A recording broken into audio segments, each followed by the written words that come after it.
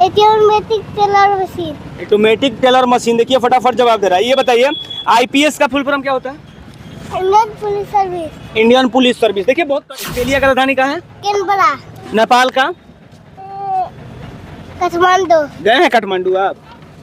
नहीं गए हैं। अच्छा एक बात बताइए और है ना, धरती पर आने में कितना समय लगाता है? 8 मिनट 22 सेकेंड। 8 minute 22 second. देखिए इतना बताइएगा। गूगल आप जानते होंगे, कोई भी सवाल पूछिए तुरंत जवाब आपको मिल जाता है गूगल से। लेकिन एक 3 साल का बच्चा जो गूगल से भी तेज है, गूगल से तेज मैं इसलिए कह रहा हूं कि एक रिक्शा चालक का लड़का, तस्वीरों के माध्यम से आप देखिए, हालांकि ई रिक्शा है और ये ई रिक्शा चला के इनके 2 लड़के हैं और ये दोनों लड़कों को इतना बारूद बना दिए हैं पढ़ाई में कि कोई भी सवाल पूछिए चट चट जवाब देगा। 1 सेकंड में आपको जवाब मिलेगा। ये बच्चा जो आपको दिख रहा होगा कैमरे में, ये महज 3 साल का है।